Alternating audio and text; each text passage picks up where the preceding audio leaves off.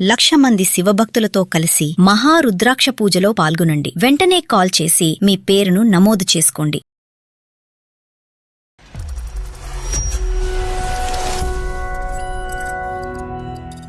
కొడుకు చనిపోయాక కోడలు మారిపోయిందండి. నాకు అసలు బ్రతకాలని కూడా అనిపించట్లేదు. అయ్యో సత్యనారాయణ గారు, చాలా మీ ఇంట్లో జరిగినటువంటి అనర్థాలు.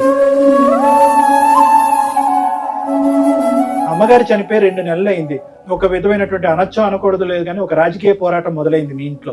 ఏం జరుగుతుంది అసలు, మీరు ఏం చెప్పాలనుకుంటున్నారు? అదే డాడీకి అనాథాశ్రమంలో వేసేద్దామని చూస్తుంది అనమాట. వదిన టైం ఉందా, ఎమర్జెన్సీకి వేసేస్తుందా? నాన్న మంచిగా ఉన్నారా? మీ నాన్న మంచిగా ఉన్నాడు నీకు తెలీదా? ఈ మధ్యన ఇదిగా చూసినావు. మీ నాన్న ఫోన్ లేదా? ఫోన్ చేసి మాట్లాడుకో.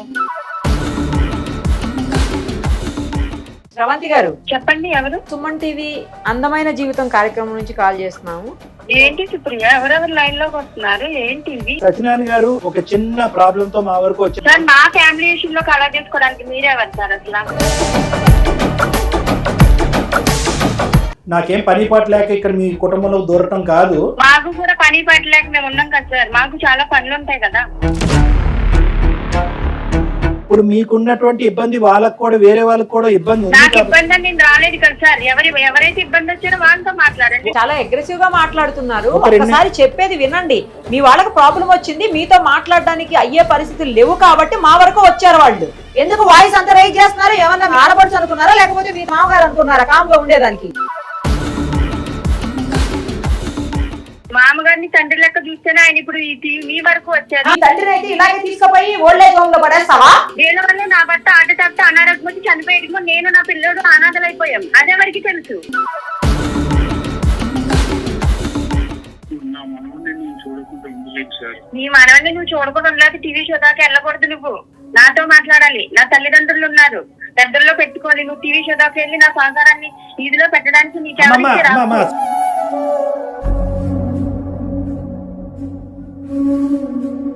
అంత కఠినంగా కర్కోటకంగా అంత ఇదిగా మాట్లాడవలసినటువంటి అవసరం లేదు కదా. నీ అభద్రత నీకుంది. ఒక 2 నిమిషాలు వినమ్మా. కిలో కూర్చొని మీరు ఎన్నైనా చెప్తారు. సరే నేను మేడం.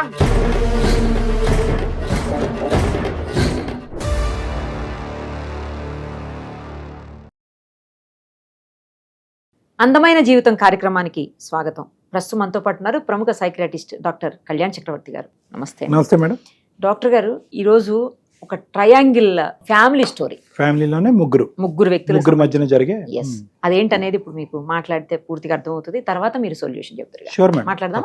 తప్పకుండా. సత్యనారాయణ గారి అమ్మాయి, అలాగే కోడలు, కూతురు కోడలు అన్నమాట. ఓకే. మొత్తం ముగ్గురు మధ్యన ఇది. హలో, నమస్తే అండి. సత్యనారాయణ గారేనా మాట్లాడేది? అవునండి, ఎవరు మాట్లాడేది? నేను నిరుపమ, సుమన్ టీవీ అందమైన జీవితం కార్యక్రమం నుంచి కాల్ చేస్తున్నానండి. నమస్తే మేడం, బాగున్నారా? బాగున్నాండి, మీరు బాగున్నారా? పర్లేదు. మాకు మెయిల్ చేశారు కదా, ఏంటండి ప్రాబ్లము? మనతో పాటు డాక్టర్ కళ్యాణ్ చక్రవర్తి గారు కూడా ఉన్నారు. అసలు ఏంటి అనేది మీరు చెబితే దానికి సొల్యూషన్ అనేది సారు నేను కలిసి ఆలోచించి చేస్తామండి. సరేనా? నమస్కారం డాక్టర్ గారు. నమస్తే అండి, చెప్పండి సార్. మా ఇంట్లో కూతురు ఉంది, మా కోడలు ఉంది. అయితే లాస్ట్ ఇయర్ మా భార్య కూడా చనిపోయిందండి. అయ్యో. మా అబ్బాయి కూడా రీసెంట్ గా చనిపోయారు. అబ్బో, అదేంటి సార్? మా కూతురు కూడా మా ఇంట్లోనే ఉంటుంది. ఆ, అల్లుడు గారు కూడా చనిపోయారండి. అంటే మీ అమ్మాయికి పెళ్ళి అవ్వలేదండి? పెళ్ళైంది, ఒక పాప ఉంది. ఆ, అల్లుడు గారు చనిపోయారు. సో తను కూడా మా ఇంట్లోనే ఉంటుంది. ఏమిటండి మీరు చెప్పేది? మీ భార్య లేదు, మీ అల్లుడు లేడు, మీ కొడుకు లేడు? అవునండి. ఇదేం దురదృష్టం అండి. నాకు ఒక మనోడు ఉన్నాడండి. ఎవరు? కూతురు ద్వారా మనవడా? మా అబ్బాయి కొడుకు. మీ అబ్బాయి కొడుకు. మా అబ్బాయిని నా మనవల్లోనే చూసుకొని సంతోషంగా ఉంటున్నాము. కానీ మీ అబ్బాయి పెద్ద, మీ అమ్మాయి పెద్ద అండి? మా అబ్బాయి పెద్ద. సో మీ అబ్బాయికి ఒక కొడుకు, తర్వాత మీ అమ్మాయికి ఒక పాప, అమ్మాయి. పాప ఉంది. So okay. తను అక్కడ వాళ్ళ అత్తగారి ఇంట్లో ఉండలేక నా దగ్గరనే ఉంటుంది. కూతురు. నేను రిటైర్డ్. నాకు వచ్చిన పెన్షన్ తోని బ్రతుకుతున్నారు. నడుస్తుంది. కాకపోతే ఇప్పుడు మా అబ్బాయి పనిచేసేవాడు కూడా లేడు. కొంచెం ఇబ్బంది అవుతుంది. మా కొడుకు ఉన్నన్ని రోజులు బాగానే ఉన్నారు, అంతా కలిసే ఉన్నారు. మా కొడుకు కూడా జరిగిపోయేసరికి కొంచెం ఇబ్బంది అవుతుంది. మా కోడలకు ఇష్టం లేదు. ఏంటి ఆవిడకి ఏంటండి అంత అయిష్టత మీ కోడలికి? అంటే ఇప్పుడు కొంచెం ఇబ్బంది అవుతుంది కదా ఇంట్లో, నన్ను ఎక్కడన్నా ఓల్డేజ్ హోమ్ లో జాయిన్ చేయించాలి. ఇక మా కోడలికి నా కూతురు ఇంట్లో ఉండడం కూడా ఇష్టం లేదండి. ఓకే, మీరు వద్దు, ఆవిడ వద్దు, కూతురు కూడా వద్దు. రైట్. సొంతం ఇల్లేనేమో సార్?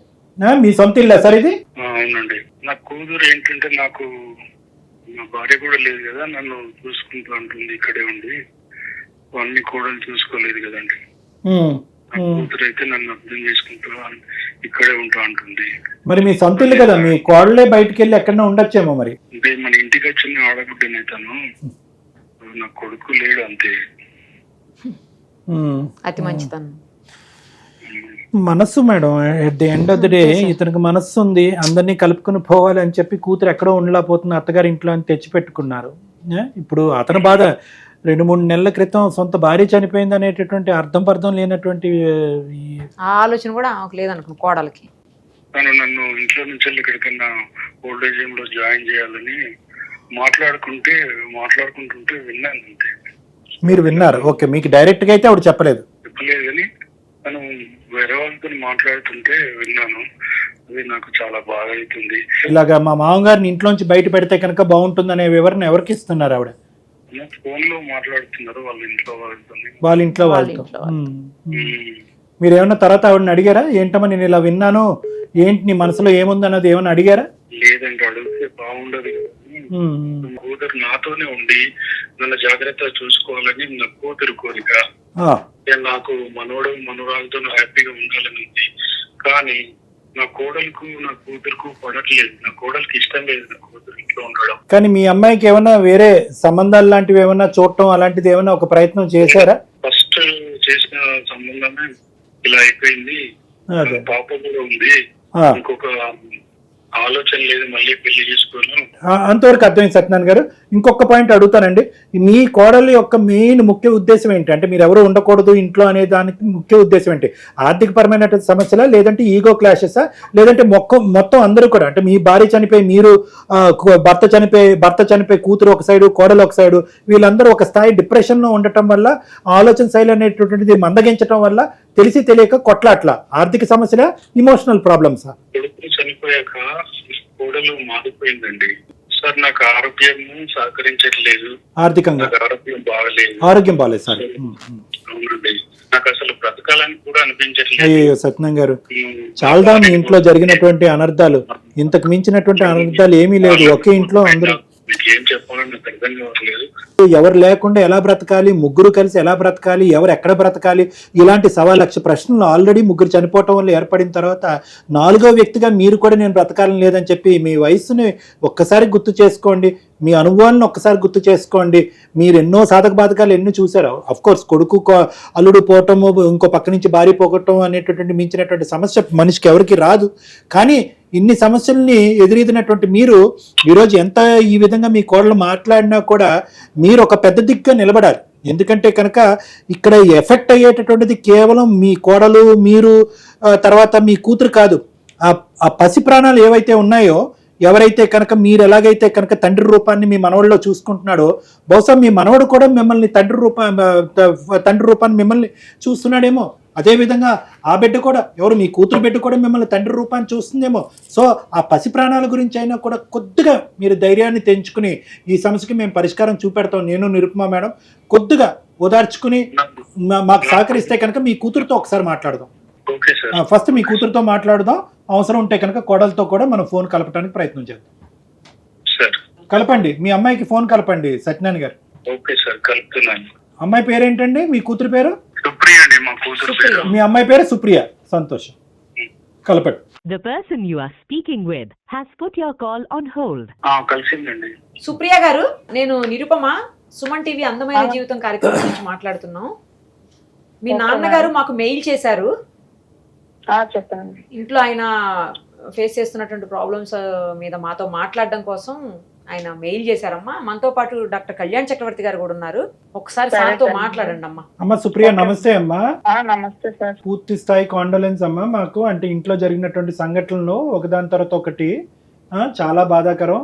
అంటే మేము చాలా సందర్భాల్లో ఇలాంటి కేసెస్ చేసాం, కానీ ఎక్కడో చనిపోవటం ఏదో జరగటం అనేది చాలా సందర్భాల్లో చూసాం. కానీ ఒకదాని వెంట ఒక క్యూలో ఒకే ఫ్యామిలీలో ఉండేటటువంటి చిన్న వయసు ఉండేటటువంటి ఇద్దరు అబ్బాయిలు, మీ బ్రదర్ అవనియండి, మీ వారు అవనియండి, లేదంటే పెద్ద వయసు ఉన్నటువంటి మీ అమ్మగారు అవనియండి, ఆవిడ కూడా ఎంత పెద్ద వయసు ఉంటుందిలేండి, అందరూ ఒకరి తర్వాత ఒకరు చనిపోవటం అనేది చాలా బాధాకరం.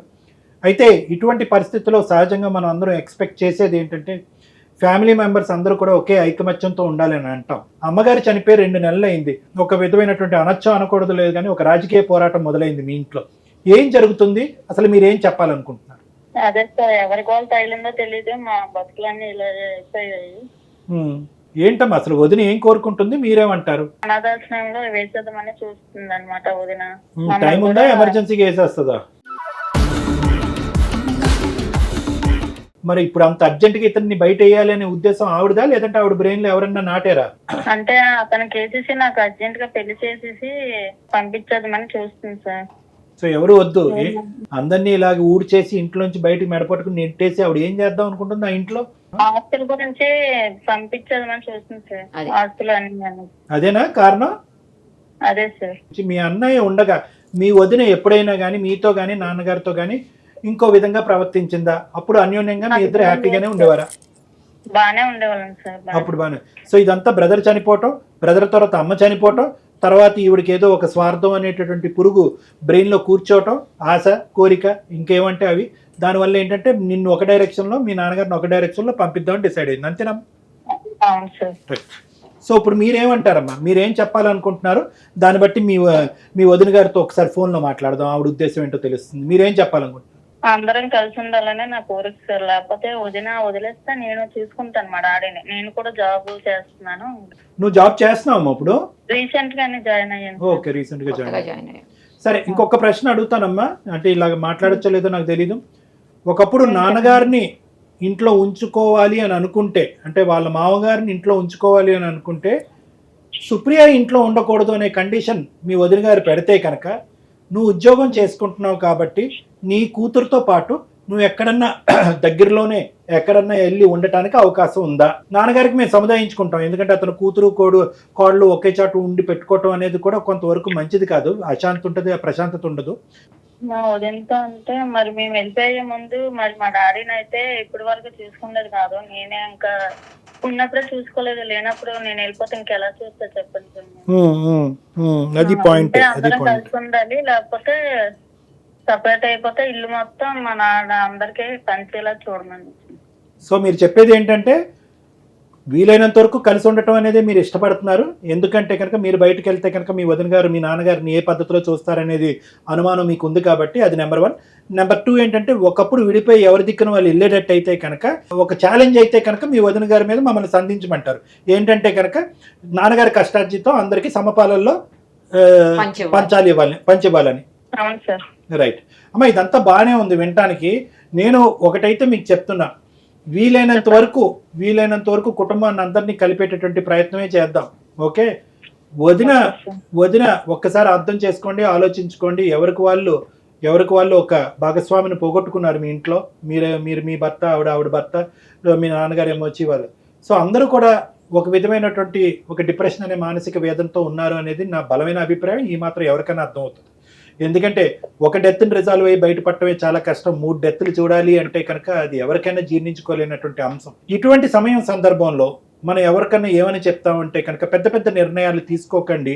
ఇమోషన్స్తో తీసుకునేటటువంటి నిర్ణయాల వల్ల జీవితాంతం తర్జన భర్జనకు లోనవుతారు, చాలా భావోద్రేకాలకి బాధలకి లోనవుతారు. మన తర్వాత జనరేషన్ కూడా ఒక ఛాలెంజ్లో నెట్టినటువంటి వాళ్ళు అవుతారు, ప్రత్యేకంగా మీ అమ్మాయి కానీ మీ యొక్క వదిన గారి కొడుకు కానీ. కాబట్టి ఫస్ట్ మీకు కానీ మీ నాన్నగారికి కానీ చెప్పేది ఏంటంటే ఇమోషనల్గా కామ్ డౌన్ అవ్వండి ఫస్ట్ అనేది మీకు, మీ నాన్నగారికి, మీ వదిన గారికి కూడా సర్ది చెప్పేటటువంటి ప్రయత్నం నా వంతుగా నేను ప్రయత్నం చేస్తాను.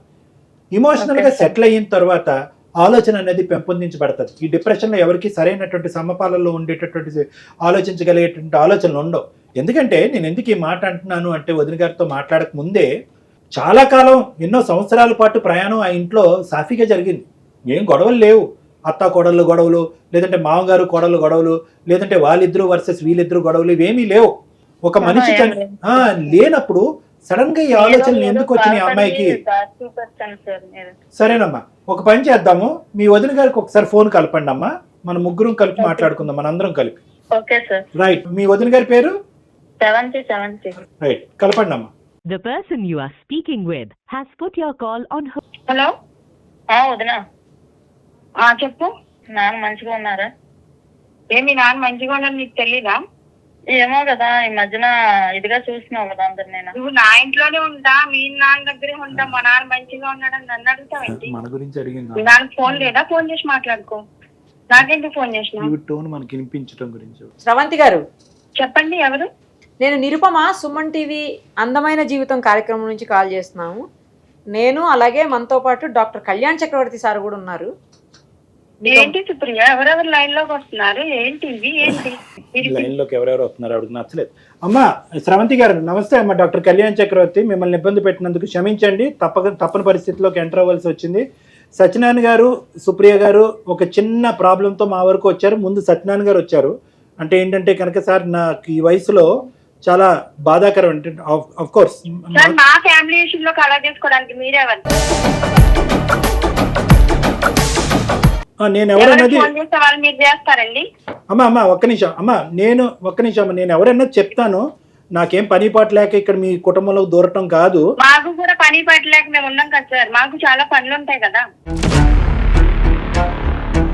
అవునమ్మా, కరెక్టేనమ్మా. ఇప్పుడు మీకున్నటువంటి ఇబ్బంది వాళ్ళకు కూడా, వేరే వాళ్ళకి కూడా ఇబ్బంది ఉంది. నాకు ఇబ్బంది అని నేను రాలేదు కదా సార్. ఎవరైతే ఇబ్బంది వచ్చారో వాళ్ళతో మాట్లాడండి, నాతో మీరేం మాట్లాడారు? కానీ వాళ్ళకి కలిగేటటువంటి ఇబ్బంది మీ వల్ల కూడా జరుగుతుంది అనేటటువంటి ఉద్దేశంతో ఇబ్బంది అయితే వాళ్ళు నాతో మాట్లాడాలి. అమ్మా ఆర్గ్యుమెంట్ కి పోతే ఆర్గ్యుమెంట్ పోవచ్చు. ఒక్క 2 నిమిషాలు. చాలా అగ్రెసివ్ గా మాట్లాడుతున్నారు. ఒకసారి చెప్పేది వినండి.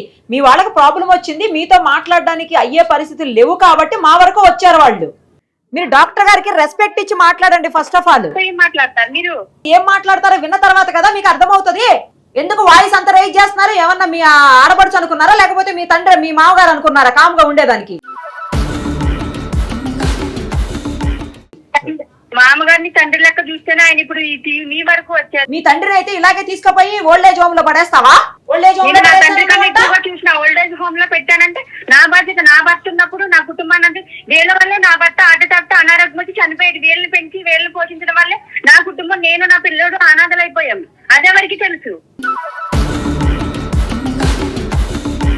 సరే అమ్మా, అదేనమ్మా మీ పరిస్థితి ఏంటో కూడా మాట్లాడటం గురించి కొద్దిగా కామ్ డౌన్ అవ్వండి ప్లీజ్. ఇదేం పబ్లిక్ వ్యవహారం ఏమీ కాదమ్మా. మేము వినండి అమ్మా వినండి.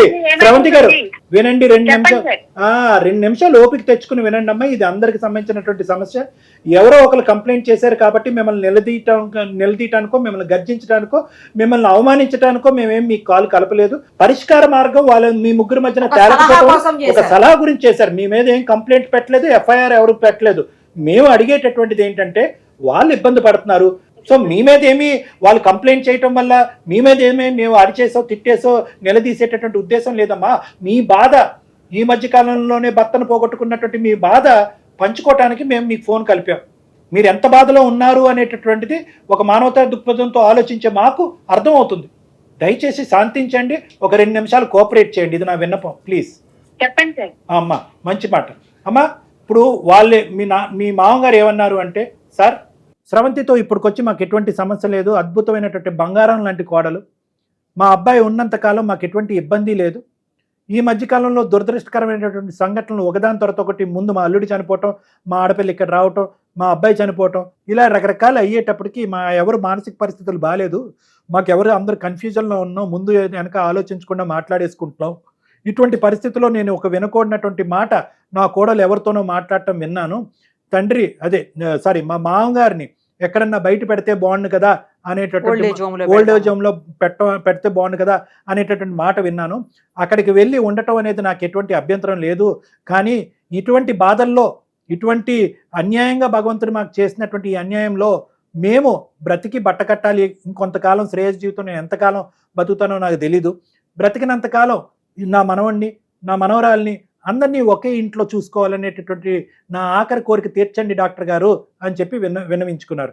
దాంతోపాటు అతను ఇంకో మాట ఏమన్నారు అంటే, ఇంతే కాకుండా నా కూతురుని కూడా నా కోడలు ఏమని అంటుందంటే ఆవిడ కూడా బయటకు వెళ్ళిపోవాలి, ఆవిడ కూడా పెళ్లి చేసుకుని బయటకు వెళ్ళిపోతే బాగుంటుంది అన్నట్టు కూడా అన్నారు. మీ వివరణ ఏంటి అని వినటం గురించే ఈ ఫోన్ కాల్ కలిపాం. చెప్పండి అమ్మా. నా మనవాడిని నేను చూడకుండా ఉండలేదు సార్. నీ మనవాడిని నువ్వు చూడకుండా ఉండలేదు. టీవీ షో దాకా వెళ్ళకూడదు, నాతో మాట్లాడాలి. నా తల్లిదండ్రులు ఉన్నారు, పెద్దల్లో పెట్టుకోవాలి. టీవీ షో దాకా వెళ్ళి నా సంసారాన్ని ఇదిలో పెట్టడానికి నా పెళ్లి టైంకి నువ్వు భర్తను పోగొట్టుకుని నా ఇంట్లో నువ్వు ఉన్నావు. నిన్ను నా చెల్లెలా, నా సొంత చెల్లెలా, నేను ఏ రోజన్నా నిన్ను ఆడబిట్టులో చూశాను, నిన్ను నా సొంత చెల్లెలా చూశాను, ఆయన నా చూసుకున్నావు. మిమ్మల్ని ఎవరినైనా ఈ రోజు నాడు నన్ను తీసుకెళ్లి నేను ఎవరితోనే, మీ నాన్న ఎవరితోనో మాట్లాడతాను, నేను ఎవరితో మాట్లాడినా, ఎవరితో నాకు పెళ్లి చేద్దామని చూస్తున్నావు కదా, అదేనా చూడాలి. పెళ్లి చేసి అవును, నా మొగుడు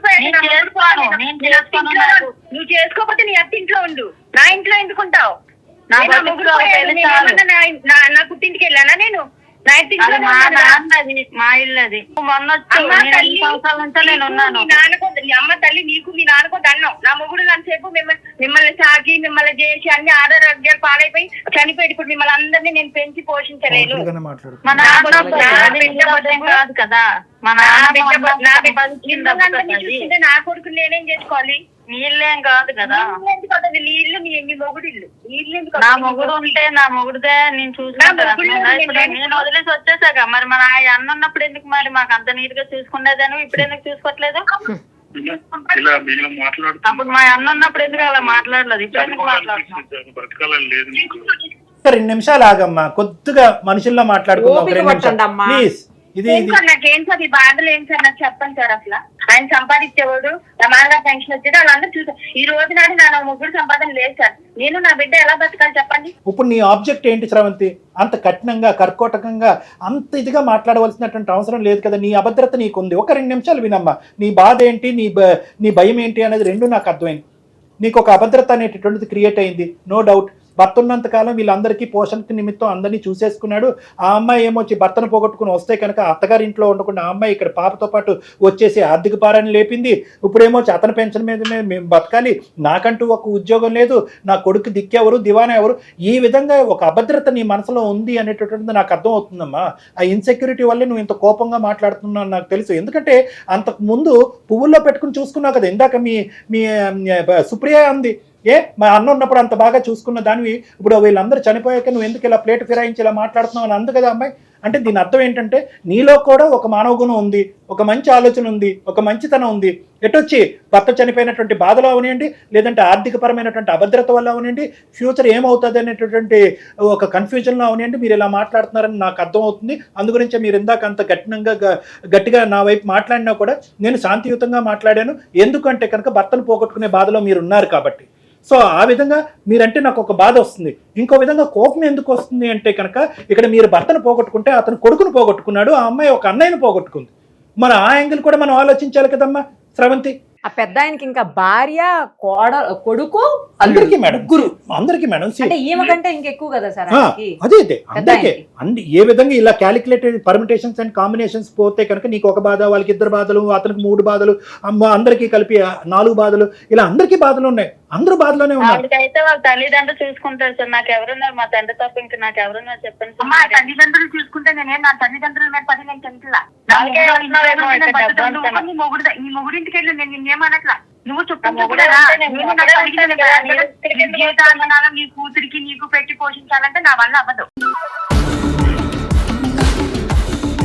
అమ్మమ్మ శ్రవంతి, మళ్ళీ ఆ పాయింట్కి వెళ్ళకమ్మా దయచేసి. నువ్వు కొద్దిగా మానవత్వం మాట్లాడు, నెమ్మదిగా మాట్లాడు, మర్యాదపూర్వకంగా మాట్లాడు. అందరూ మానసిక వేదనలోని బాధలోనే ఉన్నారు. ఒక్కసారి ఆలోచించండి సార్. మీరు నా బాధ కూడా వినండి సార్. చెప్పండి అమ్మా, నేను వినటానికే కదా మీకు చేసింది సార్. ఆమె ఏమన్నా నా తల్లిదండ్రులు ఉన్నారంటే నేను తల్లిదండ్రులు నా తప్పు మాట్లాడండి. తల్లిదండ్రుల దగ్గర నేను లేను సార్. ఎన్ని కష్టాలున్నా మీరేమొచ్చి మీ అత్తమామల దగ్గర ఉండలేక మీరు వచ్చారు, ఆ అమ్మాయి ఏమో వచ్చి ఎక్కడికి పోలేక ఆ అమ్మాయి ఇక్కడ ఉంది. ఎవరు అవసరాలు కొద్దీ ఆ బాధలో అందరూ ఇక్కడ ఉన్నారు. మీ ముగ్గురు ఇక్కడ ఆడుకులను చూస్తేనే కదా సార్ ఏదైనా జరుగుతుంది. ఏం తక్కువ చేసినా పెళ్లి చేసి పంపించేస్తాను అన్నాను కదా. అర్థం కాదు, మ్యారేజ్ వద్దన్నాను కదా నేను. అమ్మా శ్రవంతి, బతకండి. అమ్మ తల్లి నీకు లైఫ్లో మాత్రం వద్దు. నా జీవితానికి ఒక పెళ్లి చాలు, ఒక ఈ బతుకు ఆల్రెడీ పోయింది నాది చాలు. ఇంకెందుకు ఎన్నిసార్లు చేసుకోమంటావు? అమ్మమ్మ చిచ్చి అసలు ఈ సంభాషణ చాలా చండాలంగా ఉంది. ఆవిడ ఎప్పుడు పెళ్లి చేసుకోవాలో డిసైడ్ చేసేది నువ్వెవరమ్మా శ్రవంతి? నువ్వు చేసుకుంటావా వేరే పెళ్లి? సార్ ఒక్క మాట ఓకే, నీకు నువ్వు చెప్పాల్సిన అవసరం లేదు ఆమె ఎప్పుడు పెళ్లి చేసుకోవాలని అంటున్నారు. ఓకే సార్, కరెక్ట్ పాయింట్ మీరు మాట్లాడారు. ఓకే, నా వెర్షన్ వినండి సార్. ఇప్పుడు ఓకే, మరి ఇప్పుడు నేనెందుకు చూడాలి? ఆమె ఎప్పుడు పెళ్లి చేసుకోవాలో చెప్పలేనప్పుడు నేనెందుకు చూడాలి? ఏంటమ్మా నేనెందుకు చూడాలి? నాకు అంత రైట్స్ లేనప్పుడు నేనెందుకు ఆమె నా ఇంట్లో పెట్టుకుని నేనెందుకు చూడాలి? అమ్మా నాకు అర్థం కావట్లేదమ్మా, నువ్వేం చూస్తున్నావు అమ్మా? అమ్మాయిని పెన్షన్ వచ్చేది మీ మామగారికి, ఇల్లు మీ మామగారికి.